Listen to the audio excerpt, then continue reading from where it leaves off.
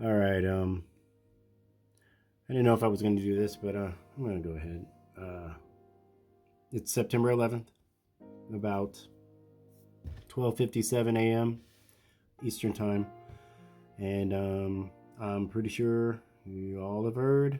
It's all over social media. It's all over the news that yesterday, September 10th, Charlie Kirk was pew-pewed and unalived at a speaking engagement that he was at in the Utah Valley University in Utah.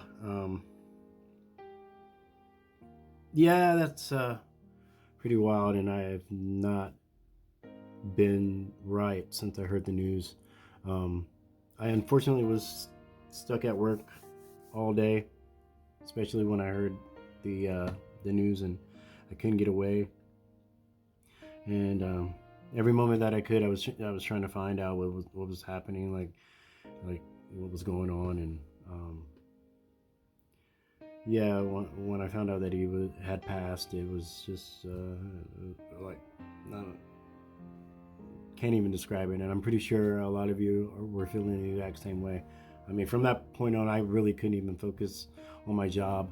Um, and I had a few more hours to go basically, but yeah, I couldn't focus. I was trying to find out as much information as I possibly could, and but feeling weird, feeling out of place. So I mean, like celebrities, and if you want to call them a celebrity or whatnot, famous person, celebrities and famous people have like passed, recently, and in my past, I've experienced a few of them passing on, but this really felt different today, and I had no idea why it felt this way all day until I was actually my shift was kind of ending and the next shift was coming on, and my coworker she came on and we were talking about it. I asked her if she heard, and she did, and she's also a believer in Jesus Christ.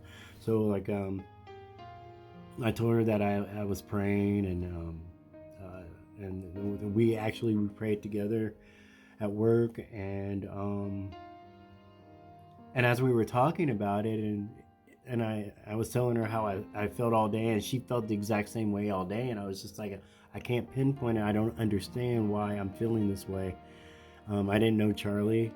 I just been watching him since I guess 2020, and I became a believer in 2022, and that was one of the things I liked about Charlie, is that like not only was he a conservative, but he was also a believer in Jesus Christ. So you know, uh, but back to what we were talking about, I didn't understand it until she said it's because he's part of the body, and it clicked. It made sense. It's just like, yeah, like when he was pew pewed, I felt like I got kicked in the gut. It was that. And then when I found out that he was actually unalive, um, it was even worse. So, but it does make sense. He's part of the body, and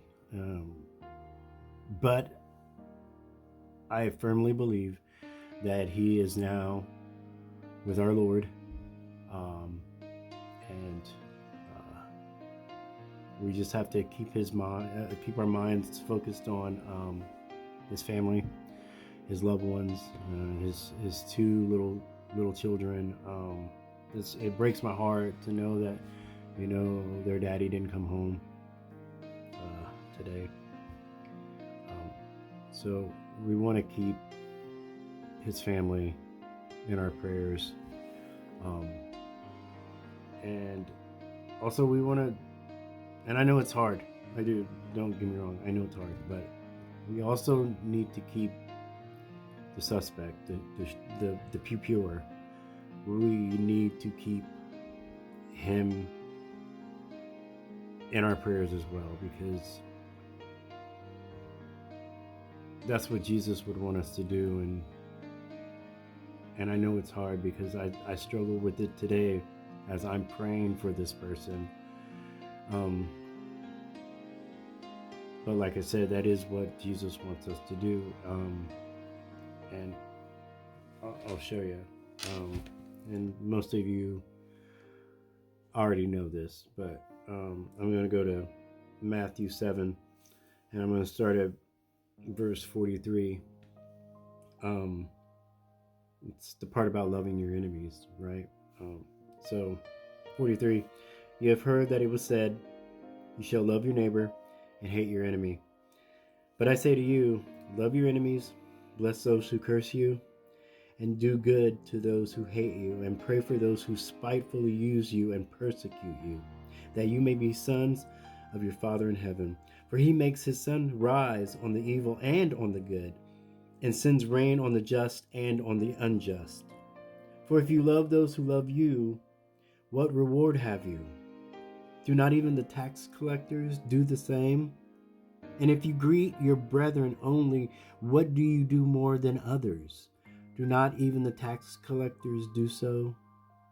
Therefore you shall be perfect, just as your Father in heaven is perfect.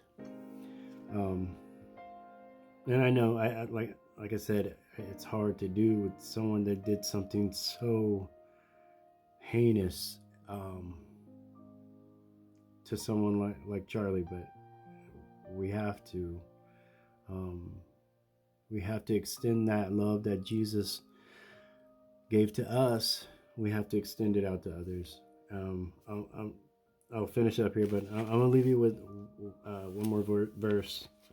In Psalm 30, verses 4 and 5.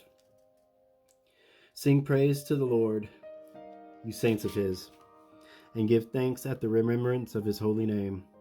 For his anger is but for a moment, his favor is for life. Weeping may endure for the night, but joy comes in the morning. And with that,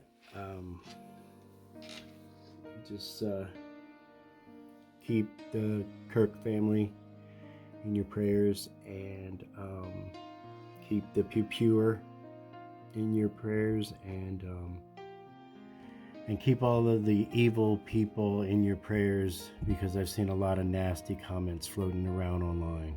So cherish each day.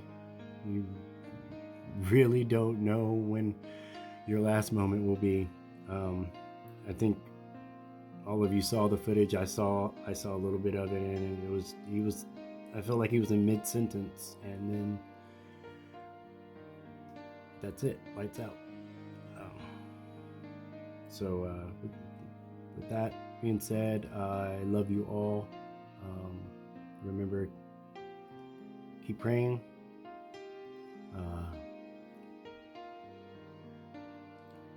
Keep loving one another.